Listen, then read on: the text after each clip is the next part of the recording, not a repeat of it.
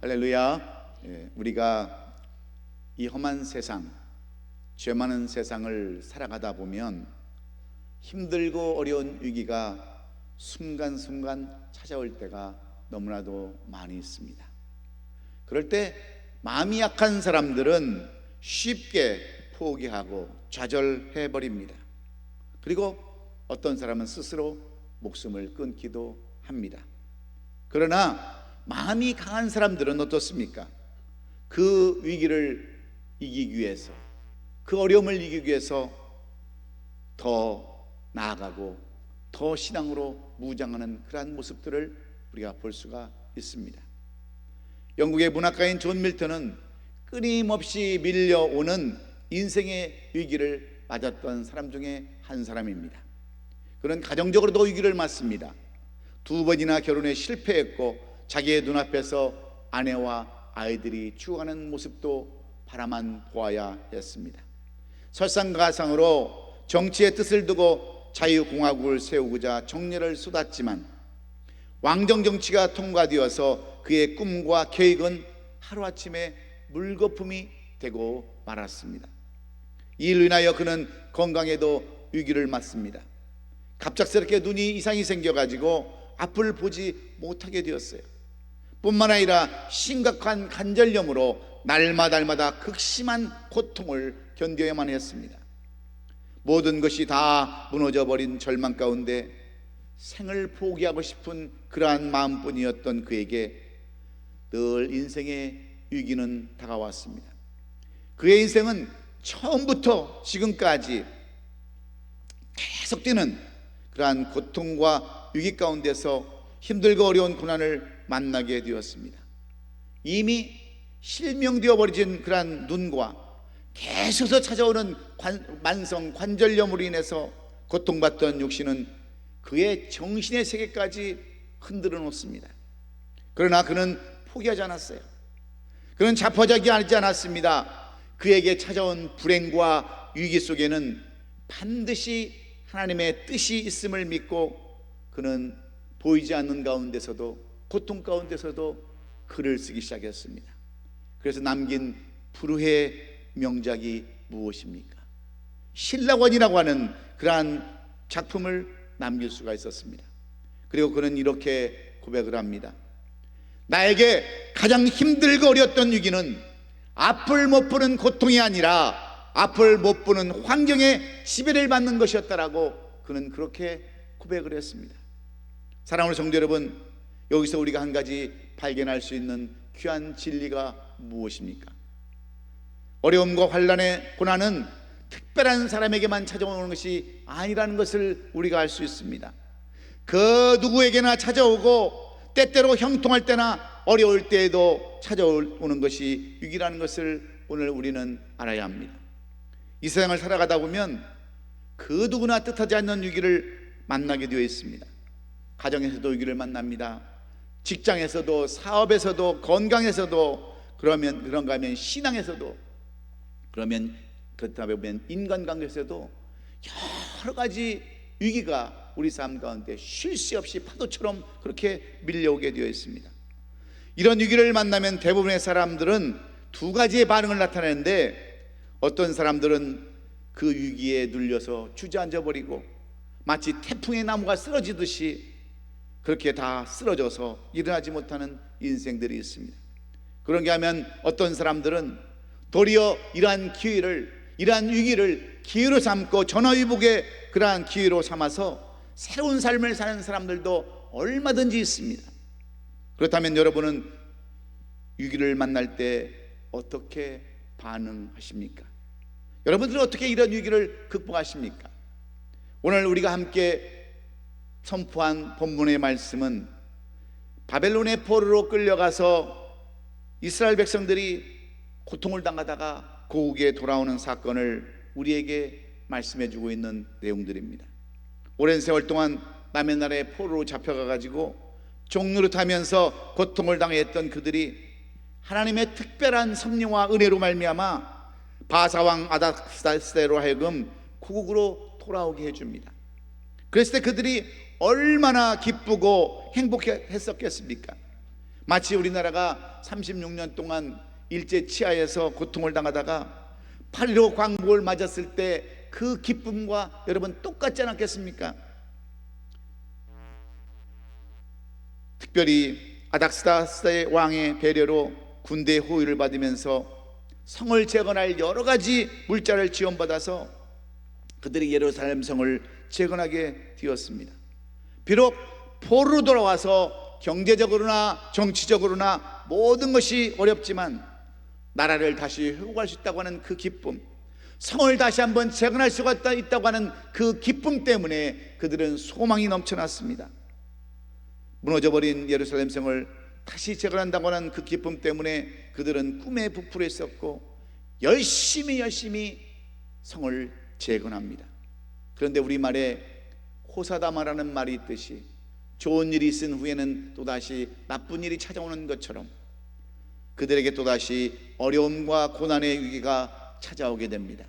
오늘 본문 4절로 7절에 보면은 산발락과 도비아와 아라비아 사람들과 암몬 사람들과 아수르 사람들이 예루살렘 성이 중수되어 그 허물어진 틈이 메꾸어져 간담을 듣고 심히 분노하여 다 함께 꾀하기를 예루살렘으로 가서 치고 그것을 요란하게 하자 하는 말씀으로 이렇게 기록이 되어져 있어요.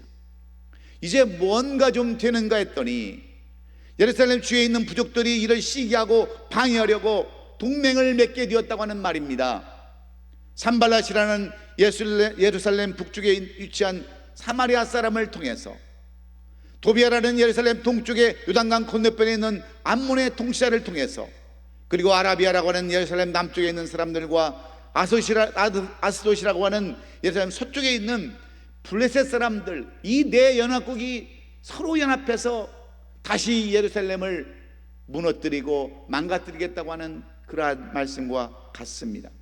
한마디로 말하면 이 예루살렘 성이 동서남북으로 다 둘러싸여서 옴짝달싹도 없는 그러한 상황이 되었다고 하는 그러한 말입니다. 꼼짝없이 도안해 준 지처럼 어려움을 당하게 되었을 때 여러분, 그들이 얼마나 두렵고 근심하며 절망에 빠졌겠어요. 이 이스라엘 백성들은 지금 포로 생활에서 풀려난 지 얼마 되지도 않았습니다. 이제 겨우 뭔가 시작해 보려고는 한 때예요. 예루살렘 성 하나 재건하는 것조차 힘이 겨워서 남의 도움을 받고 있는 그때입니다. 그런데 예루살렘 주변에 있는 네 족속이 연합해서 동맹해가지고 다시 예루살렘을 완전히 망가뜨려야 된다고 했을 때 그들은 어떤 심정이었겠느냐 하는 겁니다. 그랬을 때 이들이 어떻게 이 고난과 환난의 의기를 극복할 수 있었는가? 어떻게 또다시 망하는 자리에서 다시 일어설 수가 있었는가? 어떻게 그들로 하여금 스스로 낙담하게 하여 승리할 수 있었는가? 그것을 우리는 살펴보면서 우리도 계속 찾아오는 고난의 위기를 극복하고 승리의 삶을 살기를 원하는 것이 오늘 우리들에게 주시는 말씀입니다. 그렇다면 느헤미야 6장 15절로 16절에 기록된 말씀, 성역 역사가 52일 만인 엘루월 25일에 끝남에 우리의 모든 대적과 주위에 있는 이방 족속들이 이를 듣고 다 두려워하여 크게 낙담하였으니 그들이 우리와 우리 하나님께서 이 역사를 이루신 것을 알미라. 이렇게 부르짖는, 그렇게 고백하는 위대한 승리 역사로 바뀔 수 있었던 그 비결이 무엇이었을까? 그들이 한 일은 도대체 어떤 일이었을까요? 비록 힘들고 어려운 위기를 만났지만 그 위기를 극복할 수 있었던 첫 번째 비결을 오늘 이 느헤미야는 무엇라고 우리에게 소개하고 있습니까?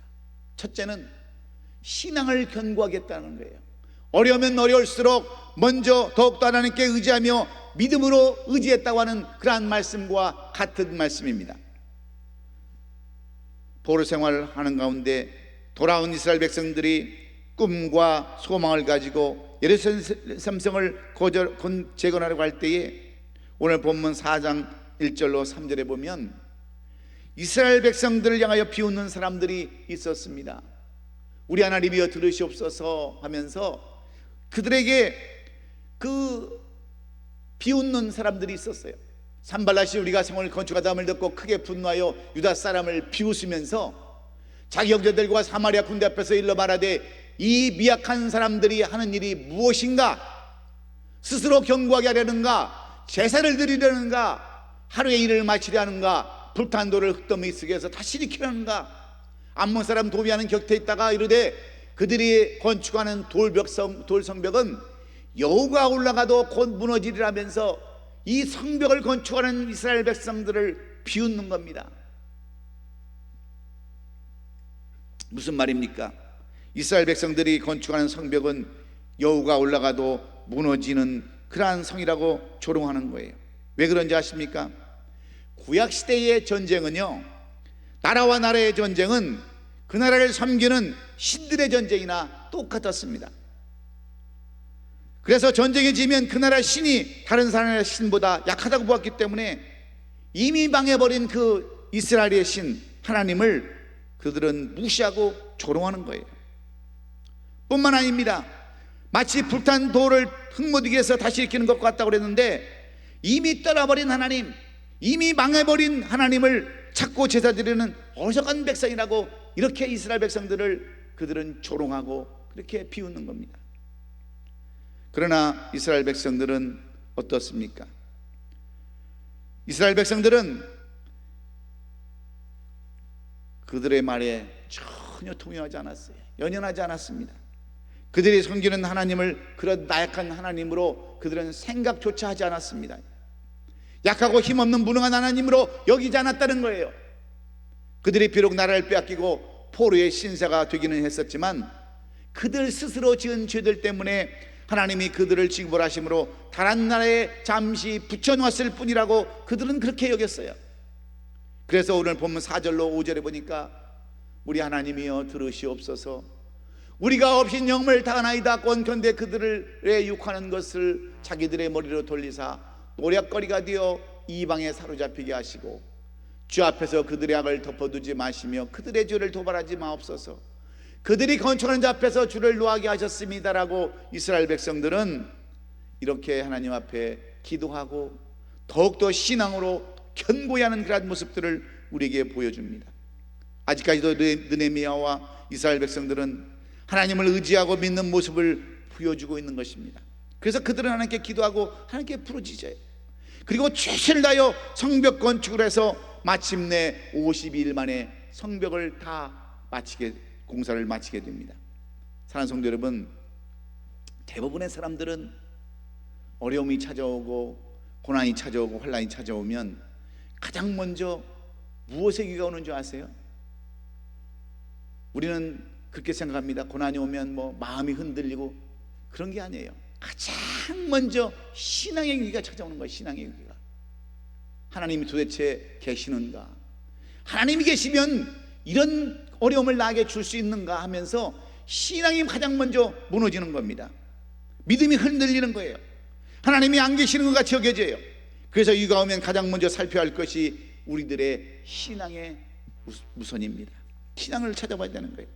나는 과연 얼마나 내가 하나님을 의지하고 신뢰하고 하나님을 내가 바라보는지를 살펴봐야 됩니다. 왜냐하면 사탄은 우리가 하여금 자꾸 하나님을 비웃게 하고 조롱하게 만들기 때문에 그래요. 하나님이 계시면 너를 그렇게 놔두겠느냐? 하나님이 계시면 너를 그렇게 힘들게 하겠느냐? 하고 자꾸 사탄은 우리를 그렇게 비웃게 만들어요. 그래서 하나님께서 우리는 자꾸 내 자신을 되돌아봐야 하기에 시편 기자는 시편 50편 15절에서 환난 날에 나를 부르라, 내가 너를 건지리니 내가 나를 영화롭게 하리로다. 할렐루야. 그렇습니다. 스코틀랜드의 종교개혁의 일생을 바쳤던 존 낙스는요, 하나님을만 의지했던 신실한 그러한 신앙인이었어요. 그런 프랑스군에 체포되어서 19개월 동안 죽을 고생을 하기도 했지만, 그리고 영국 여왕 메리 1세에 의해서 극심한 박해를 받기도 했지만 그는 신앙의 절개를 한 번도 굽혀본 적이 없습니다. 오히려 어려우면 어려울수록 신앙의 핍박이 있으면 있을수록 그는 더욱더 기도와 신앙의 열기로 그 모든 것을 이겨나갔습니다. 그래서 마침내 스코틀랜드에도 신앙의 개혁이, 신앙의 영적인 그러한 개혁이 일어나게 됐는데, 그가 하나님의 부르심을 받았을 때에 사람들은 그를 이렇게 추미하면서 그의 묘비에 이렇게 써놓았습니다. 하나님만을 두려워하고 그 어떤 사람도 두려워하지 않았던 사도가 이곳에 잠들다. 얼마나 위대한 마지막 글을 그의 묘비에 새겨놓았습니까? 사랑하는 성도 여러분, 힘들고 어려운 고난의 위기를 극복하고 위대한 하나님의 역사를 경험하시기를 여러분들이 원하신다면 무엇보다도 먼저 내 신앙의 위치를 견고히 해야 합니다.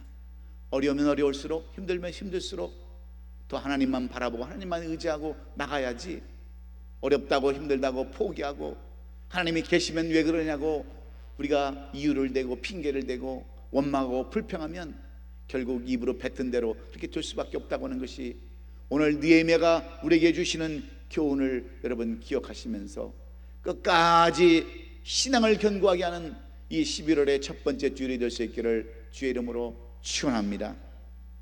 미국의 17대 대통령인 앤드류 존슨은 신앙의 힘을 발휘했던 대표적인 사람 중에 한 사람입니다. 그는 3살의 아버지를 잊어버리고 그리고 가난해서 초등학교를 졸업을 못했어요. 그래서 13살에 양복점에 들어가서 성실하게 일을 했고 17살에 양복점을 차려서 돈을 벌었습니다. 그리고 그 옆에 구두수동공의 딸과 결혼을 했어요.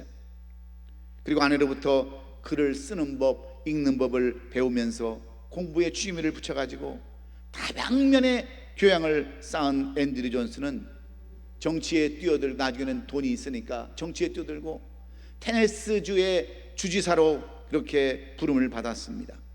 상원인이 되었어요. 그리고 미국의 16대 대통령인 링컨 대통령을 보좌하는 부통령까지 되었던 사람입니다. 그런데 그가 16대 대통령이었던 링컨이 암살을 당하자 17대 대통령에 출마를 했어요.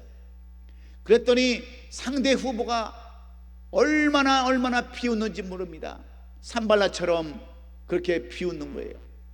아니, 미국의 대통령을 출마하는 사람이 초등학교도 못 나왔다는데 여러분들은 그런 사람을 대통령으로 세우기를 원하십니까? 하고 그렇게 막 비난을 하는 거예요. 비웃는 거예요. 그럴 때마다 이 앤드류 존슨은 침착하게 대응을 합니다. 그들에게 이런 얘기를 하는 거예요. 여러분, 저는 지금까지 예수 그리스도가 초등학교를 다녔다고 하는 말을 한 번도 들어본 적이 없습니다. 예수님은 초등학교도 못 나오셨지만 이 전 세계를 구원하는 길로 지금도 이끌어 가시고 있지 않습니까? 이 나라를 이끄는 힘은 학력이 아니라 신앙이요, 긍정적인 의지요, 미국의 국민의 적극적인 지지에 있습니다라고 호소했어요. 그래서 마침내 역전이 돼가지고 미국의 17대 대통령이 되었습니다. 그리고 그분이 한 유명한 사건이 있어요. 그가 제임스의 미 국무장관이었던 월리엄 스워드에게 그 당시 알래스카를 720만 불에 사들이게 했어요. 동투의 땅, 얼음 땅이라고 해서 거저 주어버린 그 땅을 720만 불이라고 이게 사들였을 때 그 당시 많은 사람들이 왜 그 쓸모없는 땅, 얼음 땅을 그 720만 불 주고 사가지고 그 나라를 망신시키느냐고 얼마나 지탄을 하고 탄핵이 그까지 맞았습니다. 그런데 여러분, 지금 그 땅이 어떤 땅이 되었습니까? 정치, 경제, 군사, 경제면 숱한 면에서 720만 불에 1000억 배도 넘는 그러한 지금 액수로 알래스카를 우리는 지금 평가하고 있지 않습니까? 왜 그래요? 승리는 신실한 신앙과 세상을 바라보는 긍정적인 틀에서 비롯되기 때문인 줄로 믿습니다. 그러므로 무엇보다도 신앙을 견고히 쌓아가시는 저와 여러분 될 수 있기를 예수님의 이름으로 축원합니다. 두 번째로, 힘들고 어려운 위기가 찾아오면 우리는 어떻게 해야 합니까? 두려워하지 말고 담대히 나가라고 오늘 느헤미야는 우리에게 선포하고 있습니다. 오늘 본문 13절로 14절 말씀을 살펴보면 내가 성벽 뒤에 낮고 넓은 곳에 백성이 그들의 종족을 따라 칼과 창과 활을 가지고 서 있게 하고, 내가 돌아본 후에 일어나서 귀족들과 민장들과 남은 백성에게 말하기를 너희는 그들을 두려워하지 말고 지극히 크시고 두려우신 주를 기억하고 너희 형제와 자녀와 아내와 집을 위하여 싸우라 그랬습니다. 무슨 말씀입니까? 포로 돌아온 이스라엘 백성들은 대적해오는 적들 앞에서 근심과 두려움 가운데서 위기를 맞습니다. 더 이상 자신들의 힘으로는 할 수 없다고 주저앉을 수밖에 없었어요. 그때 느헤미야는 백성들을 위로하고 권면합니다. 뭐라고 권면합니까? 다시 새 힘을 내라고, 다시 용기를 가지라고 이렇게 권면하는데, 그럴수록 칼과 창과 활을 가지고 나가라고 이렇게 얘기합니다. 그들을 두려워하지 말고 지극히 크고 두려우신 하나님을 의지하고 나라와 민족과 자녀를 위하여 담대히 싸우자, 이렇게 권면했습니다. 그랬을 때 그들을 위해서 누가 싸웁니까? 하나님께서 내가 대신 싸우겠다 하면서 그들 스스로 낙담하게 하고 그들 스스로 물러가게 하지 않았습니까? 여러분, 인생의 위기가 찾아오면 우리는 체념하지 말아야 합니다. 포기하지 말아야 해요. 더욱더 힘을 내서 싸워야 하는 것이 우리 하나님을 믿는 우리 그리스도인의 자세인 줄로 우리는 믿습니다.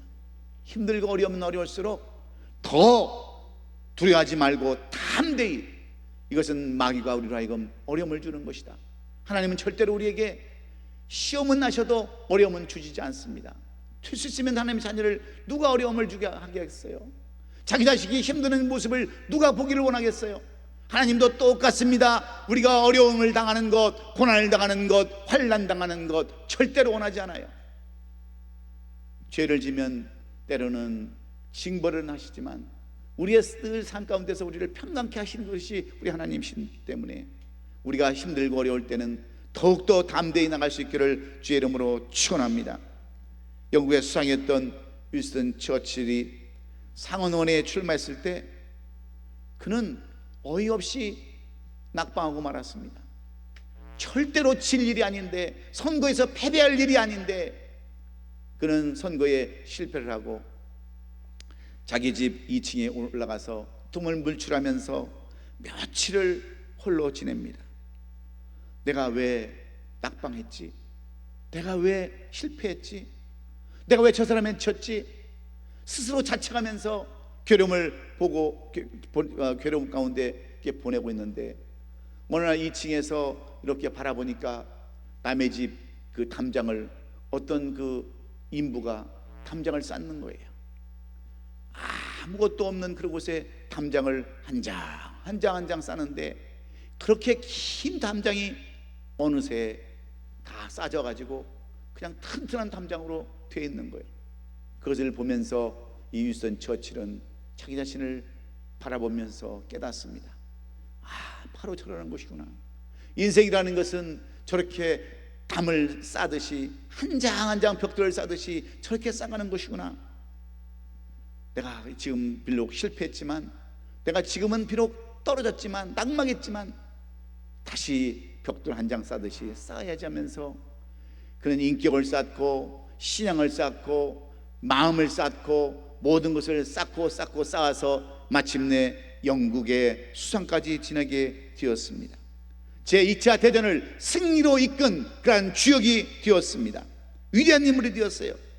그리고 자신이 은퇴한 후에 자신이 다니던 모교에 들려가서 남긴 유명한 연설은 단 한마디였어요. 그게 뭔지 아십니까? Never give up, 이 한마디였어요. Never give up, 절대로 포기하지 말라. 그 한마디 딱 하고 내가 할 얘기는 이것뿐입니다라고 내려왔던 유명한 연설이 바로 한마디 연설이었어요. 사랑하는 성도 여러분, 그 어떤 어려움과 고난과 위기가 찾아올 때라도 결단코 포기하지 마시고 담대히 나가시기를 간절히 원합니다. 가정생활을 해도 여러분 늘 깨만 쏟아지는 게 아니에요. 참기름만 줄줄 흘러내리는 게 아니에요. 우리 교회에서 꿀 떨어지듯이 이렇게 꿀만 떨어지는 게 아니에요. 때로는 오징어 먹물 튀듯이 튀는 날도 있고요. 사업을 하다 보면 장사가 잘 될 때도 있지만 안 될 때도 얼마든지 있어요. 건강도 좋을 때가 있지만 안 좋을 때도 얼마든지 있어요. 그러나 그럴 때일수록, 위기가 찾아올수록 우리는 담대하게 하나님을 바라보면서 나간다면 모든 것이 다 회복되고 모든 것이 아름답게 열매 맺게 될 줄로 믿습니다. 마지막으로 우리가 힘들고 어려울 때, 위기가 찾아올 때 어떻게 해야 우리는 승리의 기쁨을 맛볼 수 있을까요? 세 번째는 협력하는 길이라고 느헤미야는 말하고 있습니다. 오늘 본문 16절로 18절에 기록된 내용을 보면, 그때로부터 내수가 사람들의 절반은 일하고 절반은 갑옷을 입고 창과 방패와 활을 가졌고, 민장은 유다 온족 숙두에 있었으며 성을 건축하는 자와 짐을 나르는 자는 다 각각 한 손으로 일을 하며 한 손에는 병기를 잡았는데, 건축하는 자는 각각 허리에 칼을 차고 건축하며 나팔 부는 자는 내 곁에 섰었느니라. 이렇게 써놨어요. 이스라엘 백성들은 위기가 찾아왔을 때 한마음 한뜻이 되어서 위기를 대체했다고 하는 그러한 말과 똑같은 말이에요. 한 사람도 빠짐없이 다 협력해서 성을 쌓는 사람은 성을 쌓고, 지키는 사람은 지키고, 또 나팔 부는 사람은 나팔 불고, 맡겨준 일에 대해서 최선을 다했다고 하는 그러한 말과 똑같습니다. 그래서 절반의 사람들은 일을 하고 절반의 사람들은 갑옷을 입고 창과 칼과 화살을 무장해서 그들의 진입을 경계했다라고 이렇게 써놨습니다. 성을 건축하는 자와 짐을 나르는 자도 한 손은 일을 하고 한 손은 병기를 잡았다라고 이렇게 이야기하고 있어요. 건축을 하는 사람이나 경계를 맡은 사람 모두가 합심하고 협력했을 때 그들의 대적들은 감히 침범하지조차도 못하고 스스로 낙담하고 무너져버렸다고 하는 것이 이 느헤미야의 52일 동안 건축했던 예루살렘 성 건축의 이야기들입니다. 그러므로 위기가 오면 우리는 서로 협력해야 합니다. 서로 불평과 원망을 접어버리고 서로의 책임을 전가하지 말아야 돼요. 그래야 능히 대적을 물릴 수 있기 때문에 그렇습니다. 교회도 어려움이 찾아오면 이 지금 그렇두기로 남아있는 우리 권사님들, 장로님들, 집사님들, 성도님들이 서로 협력하고 서로 악한 마귀 대적을 위해서 서로 이렇게 협력할 때, 여러분 이렇게 스스로 그들은 물러나고 하나님께서 스스로 직접 일하시는 그러한 역사들이 나타난다고 하는 것을 오늘 우리는 잊지 말아야 합니다. 가정에서도 마찬가지예요. 직장에서도 마찬가지입니다. 모든 면에서, 사업에서도 협력해서 선을 이루고자 할 때 그때 하나님께서 간섭하시고 일하신다고 하는 것을 잊지 마시고, 지금 남아있는 우리 인원들이 조금이라도 더 협력해서 일을 한다면 아름다운 결실이 있게 되는 줄로 믿습니다. 협력한다는 것, 그게 너무 중요한 거예요. 이 지구상에서 가장 인간 못지않게 번성한 미물을 말한다면 우리는 무엇을 말할 수 있는 줄 아십니까? 당연히 개미를 이야기할 수 있어요. 개미는 남극 대륙을 제외하고는 이 세계 전체에 어느 곳에나 서식하고 있는 것이 개미인데, 무려 1만 4천여 종의 이 개미의 종류가 있다고 합니다. 그런데 놀라운 것은 우리가 이 개미를 생각하면, 아유 그 개미 그 조그마한 거 그거 아무리 많아봐야 그게 얼마나 가겠어. 그렇지만 1만 4천여 종의 그 개미의 무게를 따지면요, 이 지구상에 있는 모든 생물의 20%에 달하는 그러한 많은 양의 개미들이 산다는 거예요. 우리가 안 보여서 그렇지. 조그마한, 눈에도 어떤 때는 잘 안 보이는 그런 개미부터 큰 개미까지 있지만, 이 개미들을 종합해 보면 지구상에 있는 이 생물 20%의 무게가 이 개미의 무게라고 하니까 얼마나 많은 개미가 이 땅속에 살고 있는가를 우리는 짐작해 볼 수 있습니다. 그래서 인간이 지구를 점령했지만 개미는 자연을 점령했다고 그랬어요. 개미에게는 거의 천적이 없어요. 밀림의 맹수들도 이 개미는 건들지도 않습니다. 왜? 조그마한 개미들이, 불개미들이 수없이 달려드니까 이 사나운 맹수들도 개미집은 안 건든다고 그래요. 개미가 이렇게 강한 이유가 여러분 뭔지 아십니까? 비록 이 한 마리의 개미는 약하지만 이들에게는 단결력이 있기 때문에 그래요. 단결하는 그것들이 있기 때문에 그렇습니다. 협력하는 그런 일 때문에 개미가 이렇게 살아남고 많은 종족을 유지할 수 있었던 이유가 바로 여기에 있는 것입니다. 사랑하는 여러분, 여러분에도 힘들고 어려운 고난의 위기가 찾아오십니까? 전도서 4장 12절은 이렇게 우리에게 마지막으로 권면해 주고 있습니다. 한 사람이면 패하겠거니와 두 사람이면 맞설 수 있나니 세 겹줄은 쉽게 끊어지지 아니하니라 그랬어요. 여러분, 우리 혼자서 모든 일을 하려면 너무 힘들지만 우리가 조금씩 협력하고 우리가 조금씩 우리가 정말 단결하면 못할 일이 없다고 하는 거예요. 교회도 마찬가지고 가정도 마찬가지입니다. 나 혼자 하려면 힘들지만 옆에 돕는 사람이 있으면 얼마든지 쉬울 수 있기 때문에 여러분들이 위기를 만나고 힘들면 어려울수록 단결하고 협력하라고 오늘 이 느헤미야는 우리에게 교훈해 주고 있어요. 여러분, 우리의 대적이 한 길로 왔다가 일곱 길로 나가는 도망가는 역사가 있으려면 어떤 삶을 살아야 합니까? 먼저 신앙을 견고히 하는 저와 여러분 될 수 있기를 주의 이름으로 축원합니다. 두려워하지 말고 담대히 나갈 수 있기를 주의 이름으로 축원해요. 협력하고 같이 우리가 단결하는 저와 여러분 될 수 있기를 예수 그리스도의 이름으로 축원합니다. 기도하겠습니다.